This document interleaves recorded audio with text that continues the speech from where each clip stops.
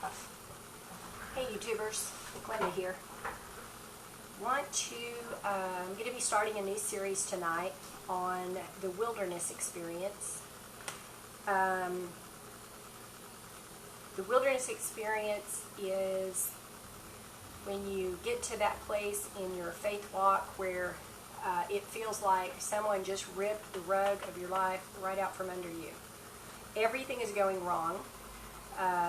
Usually you can't see where your provision is going to come from. You can't hear God. It seems like He's being silent. The heat and the pressure is on you from every possible angle. Everything's coming against you. Everybody's coming against you. And it pretty much feels like your life is just falling apart. That's what we call the wilderness experience. When Moses was out in the middle of the desert, that's probably how he felt. So, I've walked through the wilderness experience at least 5 or 6 times in my life, and it usually lasts from 6 months to about 9 months, though that can vary.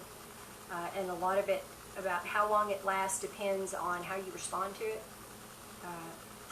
And one thing that I've found of great help is understanding what the wilderness experience is for, why God allows us to walk through the wilderness, and how to cooperate with Him so that it goes by more quickly and we get out of it. Because in the wilderness, you can't see the light at the end of the tunnel, and you honestly feel like it is never going to stop. You feel like you are always going to feel how you feel when you're in it. You know, all the pressure on you, everything going wrong, and everything falling apart around you, and no provision and that sort of thing. And generally, all you want is out. It's not fun. It is anything but fun. But one thing that you'll learn about the wilderness experience is you always walk out the other side of the desert with a gift in your hands that you could have gotten no other way. So, you can learn a lot about the wilderness experience if you study Exodus and Deuteronomy, where Moses was leading the children of Israel. My favorite chapter is Deuteronomy chapter 8, simply because God has given me so much revelation about it that it helped me to understand when I was walking through these really hard times when I was in the wilderness, to understand what He was trying to do in me. So why would God allow us to go through a wilderness experience? What could that possibly accomplish? I believe the answer to that question is found in Deuteronomy chapter 8. When God was handing down the commandments and everything and talking to the children of Israel, and He said, "Thou shalt remember all the way which the Lord thy God led thee these 40 years in the wilderness, to humble you." Pride will get you sent to the wilderness, by the way. To humble thee and to prove thee. Okay, He's going to prove your faith in the wilderness. That's the other thing that He's doing when you're out there. To know what was in thine heart. And let me give you a little clue on this. That is not for God to know what is in your heart, because God already knows what's in your heart. The wilderness experience will show you what's in your heart. When the heat is turned up, that is when the ugliness that is still left inside us that we thought was long gone will come to the surface. And He does that so that we will see what is still wrong with us, so we'll say, "Lord, please help me. This is not the way I want to act." Because when the pressure's on and when the heat is on, that is when the ugly things start coming out of us and showing up in our personality. And so God has to allow us to see those things so that we can get free of them. So he lets us be led into the wilderness to humble us, to know what's in our heart, and to prove us, and to see if we'll keep His commandments. And that's not, that's really not for Him to see, because He already knows. But how many times have we sat and said, "Lord, I'm going to do everything You tell me. I'm going to, obey 100%. I'm going to do this. I'm going to do that." And then the next thing you know, you're not doing it. And so part of the wilderness experience is to show you that you're not where you think you are. You're not where you want to be. And that causes us to press into God. It causes us to pursue God more deeply, and to ask Him for help to get where we want to be, or to climb up higher, a little bit higher with Him. Another thing that He does in the wilderness is it says in Deuteronomy chapter 8, verse 3, "And He humbled thee and suffered thee to hunger." When God suffers you to hunger, for one thing, you will hunger after Him.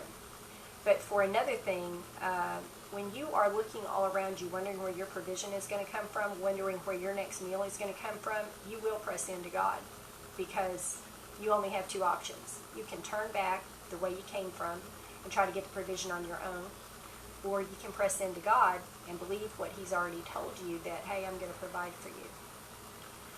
So, and He fed thee with manna. Okay, now if God is feeding you with manna, and each day He only gives you enough manna for that day, what does that teach you? What does that teach us? If we have to live on God's manna, what it teaches us is to depend on Him and to believe that He is a faithful God, and to believe each day He's going to give us our daily bread or our manna for that day. And that's one of the things that we learn in the wilderness, is we can trust Him. We can believe Him. He is going to provide for us. We are His children. And there's no one that He loves more than us. He loves all of us. There's nothing that you can do to make Him love you any more or love you any less. He's still going to love you. So, the purpose of the wilderness is that He wants to allow you to go through the wilderness because He's teaching you. He's teaching you from His Spirit. He wants to humble you. If you're prideful, you got to get the pride out. You're not going anywhere with God if you got pride. You will come to a screeching halt, and you will stay right there, because He cannot use you. He might use you in small things, but He is not going to use you in anything big if you're prideful, because He can't. If He does, that pride will blow up your head and cause you to be so arrogant and so obnoxious that everyone will run away from you instead of running to you to hear the message that He has. So it's extremely important to get the pride out. That's very, very important to God. And God turns His face away from us if we're prideful. So He will let us go through the wilderness to show us that we're not all that in a bag of chips. He is still God. We might think that we can make our own way. We might think that we can be independent, but He'll show us that we need to be dependent on Him and Him only.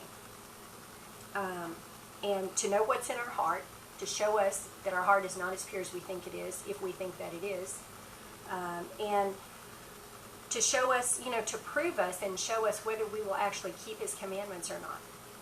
Those are the reasons that He leads us into the wilderness. And I'm going to cut this video short because I'm going to make more videos in this series. I'm going to teach you the 7 temptations of the wilderness. The children of Israel wandered the desert for 40 years, making an 11-day trip because of their attitude. So your attitude is very, very important to God when you're in the wilderness. If you don't get your attitude right, you're going to be there a lot longer. And the wilderness is not a place you want to stay in 1 second longer than you have to be there, because it is not fun. So I'm going to make more videos on this. This is going to be a series. I'm going to teach you the temptations of the wilderness and try to give you some tips on how to travel through the wilderness faster and things that will help you. So got any questions or comments, leave them at the bottom or email me and I'll help you if I can. And thanks for watching, and go to the next video.